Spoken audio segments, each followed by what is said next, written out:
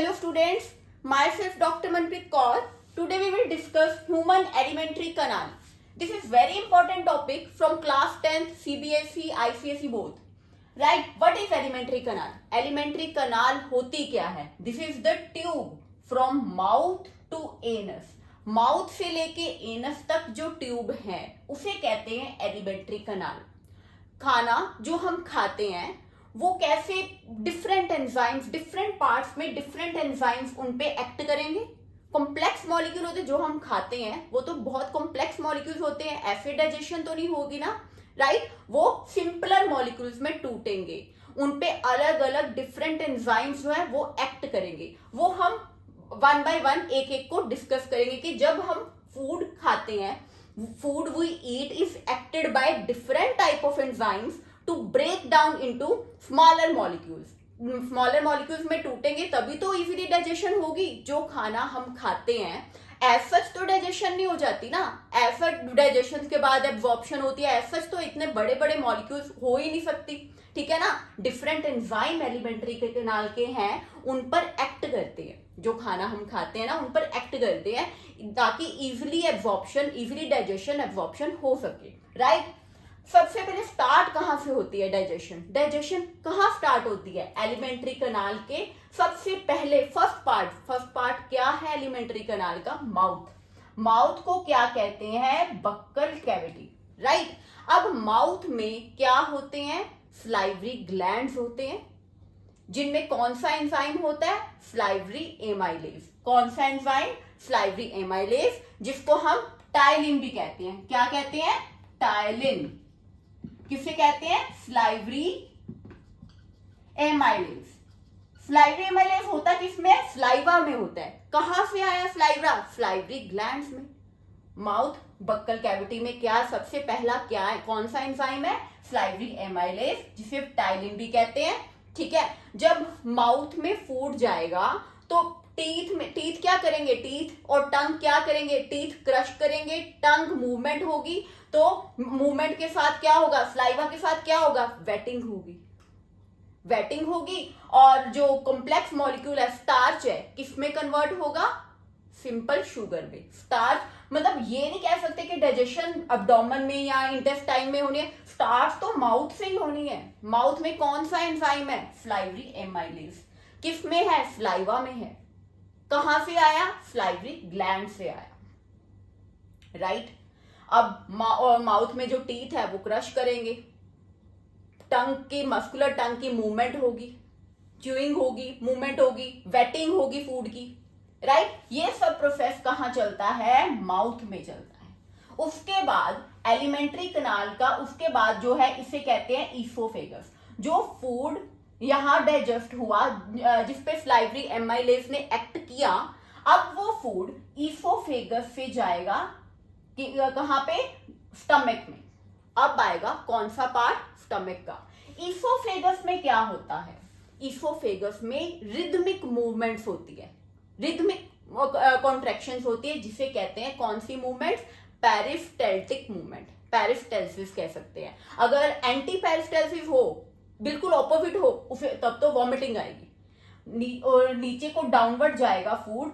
Oesophagus में कौन सी movement होती है? पेरिस्टैल्टिक मूवमेंट या फिर पेरिस्टैल्सिस कह सकते हैं, राइट. रिदमिक मूवमेंट होती है. ऐसे रिदमिक मूवमेंट, रिलैक्सेशन, कॉन्ट्रैक्शंस होंगी ईसोफेगस में, राइट. ये एक ट्यूब है, माउथ से फूड को लेके जाती है कहां पे? स्टमक में, राइट. अब स्टमक में पहुंच गया फूड. स्टमक में 3 चीजें याद रखनी है. कौन कौन सी? स्टमक में क्या चल रहा है? स्टमक में सबसे पहले HCl, म्यूकस, पेप्सिन. कौन कौन सी 3 थिंग्स कौन कौन सी है? Mucus, HCl, pepsin. ये इन तीनों का कहां काम है? स्टमक में काम है. स्टमक की जो वॉल है उसमें क्या होते हैं? Gastric glands. वो ये 3 चीजें स्क्रीट करते हैं. रिपीट कर रही हूं, स्टमक की वॉल में क्या होते हैं? Gastric glands. Gastric glands 3 things secrete करते हैं. कौन कौन सी? HCl, mucus and pepsin. अब और बात है कि जो काम स्टमक में चल रहा है, स्टमक में पेप्सिन क्या करेगा? प्रोटीन की डाइजेशन. पी से आप रिमेंबर करो कि पी से पेप्सिन, पेप्सिन एक एंजाइम है जो किसके ऊपर एक्ट करेगा, प्रोटीन्स के ऊपर एक्ट करेगा। पेप्सिन को कौन सा एनवायरनमेंट चाहिए स्टमक में, एसिडिक एनवायरनमेंट, तभी वो प्रोटीन पे एक्ट करेगा, राइट। अब स्टमक का एसिडिक एनवायरनमेंट कौन प्रोवाइड करेगा, HCl प्रोवाइड करेगा। फिर सुनो, स्टमक की वॉल में गैस्ट्रिक ग्लैंड्स हैं, वो 3 थिंग्स क्रिएट करती है, HCl, पेप्सिन, म्यूकस। हर एक का अपना अपना फंक्शन है। पेप्सिन प्रोटीन पे एक्ट करेगा, प्रोटीन की डाइजेशन करने के लिए पेप्सिन को कौन सा एनवायरनमेंट स्टमक में चाहिए, एसिडिक एनवायरनमेंट, वो कौन प्रोवाइड करेगा, हाइड्रोक्लोरिक एसिड जो HCl है। म्यूकस क्या करेगा, म्यूकस इसकी इनर लाइनिंग को, अंदर की लाइनिंग को बचा के रखेगा, कहीं जो HCl है उसे खराब ही ना कर दे। कहते हैं ना एसिडिटी हो गई, ठीक है, वो इनर लाइनिंग की बर्निंग होती है, ठीक है, उसको कौन बचा, एसिडिटी से एसिड ना बने, ज्यादा खराब ना करे इनर लाइनिंग को, कौन बचाता है उसे, mucus. Mucus protects the inner lining of stomach, mucus protects the inner lining of stomach from acid, right. अब स्टमक में पेप्सिन की डाइजेशन, पेप्सिन ने प्रोटीन की डाइजेशन करी है, पेप्सिन ने प्रोटीन की डाइजेशन करी, ठीक है। अब उसके बाद स्टमक के बाद आ जाता है small intestine. Small intestine is the longest part of alimentary canal. सबसे बड़ा लॉन्गेस्ट पार्ट कौन सा है, स्मॉल इंटेस्टाइन, जो छोटी सी स्पेस में फिट हुआ बड़ा है। Small intestine is fitted into the compact space. क्यों, ड्यू टू एक्सटेंसिव कॉइलिंग। कितनी ज्यादा कॉइलिंग हुई पड़ी होती है किसकी, स्मॉल इंटेस्टाइन की। और स्मॉल इंटेस्टाइन के क्या फीचर्स है, फंक्शन है, स्मॉल इंटेस्टाइन में ही कंप्लीट डाइजेशन होनी है, पूरी डाइजेशन तो स्मॉल इंटेस्टाइन में होनी है। स्टार्ट कहां से हुई थी डाइजेशन, माउथ से, जहां पे फ्लाइवरी एमाइलेज ने स्टार्च को शुगर पे, सिंपल शुगर पे कन्वर्ट किया था। फिर स्टमक में भी पेप्सिन ने प्रोटीन पे एक्ट किया। अब कंप्लीट डाइजेशन स्मॉल इंटेस्टाइन में होगी, जहां पे कार्बोहाइड्रेट डाइजेस्ट होंगे, प्रोटीन एंड फैट। कार्बोहाइड्रेट से क्या बनेगा, ग्लूकोज, प्रोटीन से अमीनो एसिड्स एंड फैट से fatty acid and glycerol. Carbohydrate से क्या बनेगा, कार्बोहाइड्रेट से ग्लूकोज, सिंपल शुगर में कन्वर्ट होगी ना, प्रोटीन से अमीनो एसिड्स एंड फैट से फैटी एसिड एंड ग्लिसरॉल। अब स्मॉल इंटेस्टाइन में जो है डाइजेशन होनी है, सिक्रीशन कहां से आएंगी, फूड अब एंटर हो गया स्मॉल इंटेस्टाइन में, रास्ते में क्या आ रहा है, रास्ते में पैनक्रियास, ये पैनक्रियास है, और ये रास्ते में और क्या आया, लिवर। फूड जो है एंटर हुआ स्टमक से स्मॉल इंटेस्टाइन की ओर, और सिक्रीशन कहां से आई, सिक्रीशन पैनक्रियास से भी आएगी और लिवर से भी। पैनक्रियास में क्या होते हैं, पैनक्रियाटिक जूस। पैनक्रियाटिक जूस में 2 थिंग्स होती हैं, कौन कौन सी, ट्रिप्सिन एंड लाइपेज। पैनक्रियास से क्या आया, पैनक्रियाटिक जूस। पैनक्रियाटिक जूस में लाइपेज है और ट्रिप्सिन है। और यहां पे जो लिवर है, लिवर से क्या आएगा, बाइल। ये है गॉल ब्लैडर, लिवर के अंडर क्या है, गॉल ब्लैडर। गॉल ब्लैडर का फंक्शन पूछे तो गॉल ब्लैडर स्टोर्स बाइल।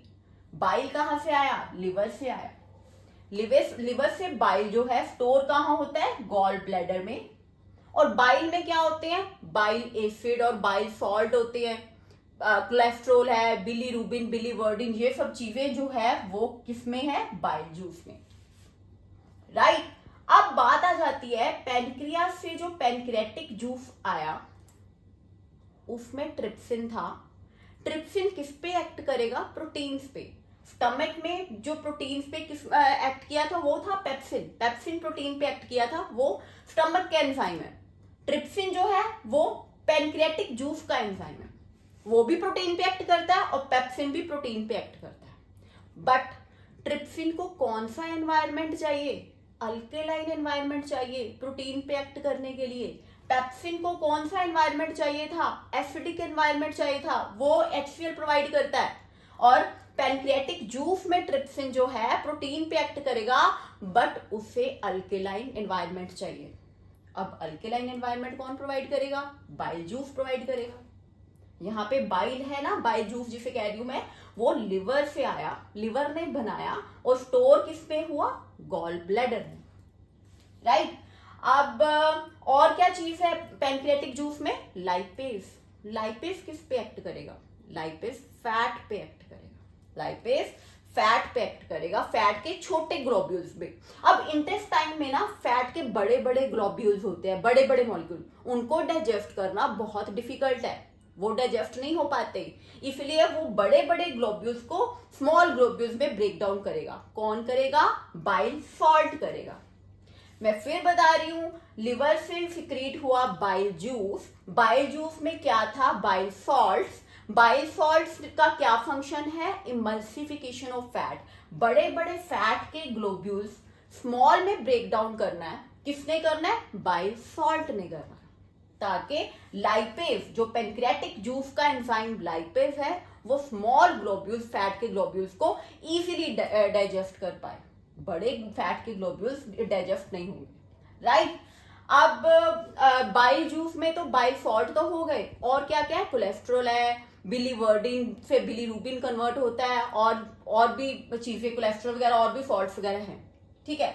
अब आगे आ जाता है कि इंटेस्टाइन, ये स्मॉल इंटेस्टाइन में इंटेस्टाइनल ग्लैंड्स जो होते हैं वो क्या सिक्रीट करते हैं, इंटेस्टाइनल जूस सिक्रीट करते हैं। इंटेस्टाइनल जूस अब क्या करेगा, कंप्लीट डाइजेशन होगी इंटेस्टाइन में, कार्बोहाइड्रेट से ग्लूकोज, फैट से fatty acid and glycerol, protein से अमीनो एसिड्स, राइट।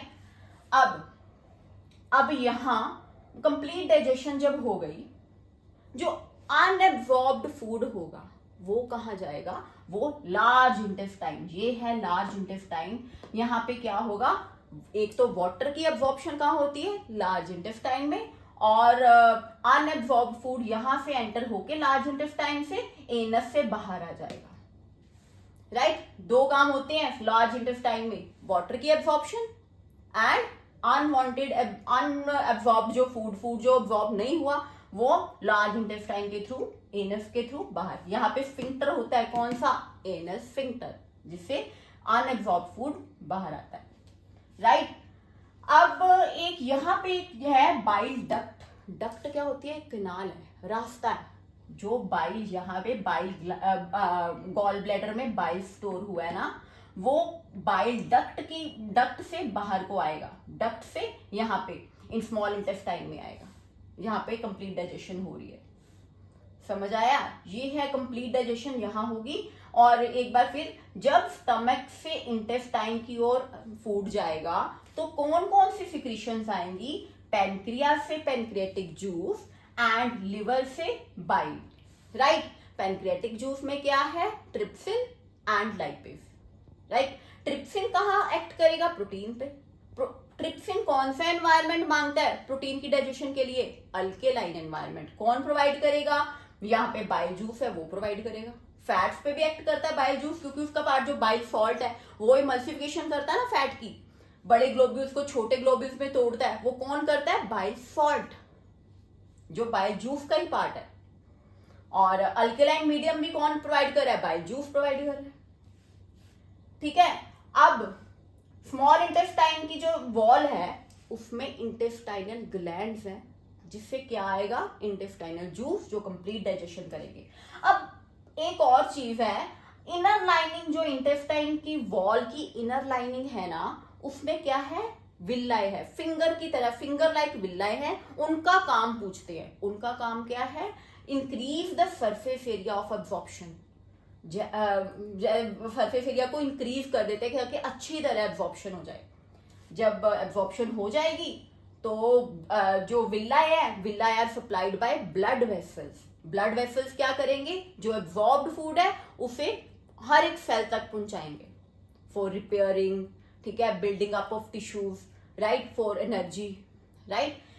क्या है, विल्लाए होती है इनर लाइनिंग ऑफ इंटेस्टाइन पे। विल्लाए का फंक्शन क्या है, they increase surface area for absorption. जब एब्जॉर्प्शन हो गई तो विल्लाए provided by blood vessels, supplied by blood vessels. Blood vessel क्या करेंगे, जो एब्जॉर्ब फूड है उसको सेल्स तक पहुंचाएंगे, सेल्स तक पहुंच जाएगा, किसके लिए, एनर्जी के लिए, राइट, और टिश्यू रिपेयर के लिए, राइट। अब एक और क्वेश्चन आता है, जो हर्बीवोर्स होते हैं, जो घास वगैरह खाते हैं, हर्बीवोर्स, उनका इंटेस्टाइन बहुत बड़ा होता है। उनका इंटेस्टाइन बहुत बड़ा होता है, क्यों? Due to digestion of cellulose, उन्होंने सेलुलोज को डाइजेस्ट करना है। जो कार्निवोर्स होते हैं, जो मीट वगैरह खाते हैं, उनका इंटेस्टाइन शॉर्ट होता है, because meat is easily digested, meat easily digest हो जाता है। हर्बीवोर्स ने घास वगैरह खानी है, वो सेलुलोज को डाइजेस्ट करना है, उनको इंटेस्टाइन लॉन्ग चाहिए। कार्निवोर में इंटेस्टाइन स्मॉल है, जो मीट खाते हैं। Right, hope you understood.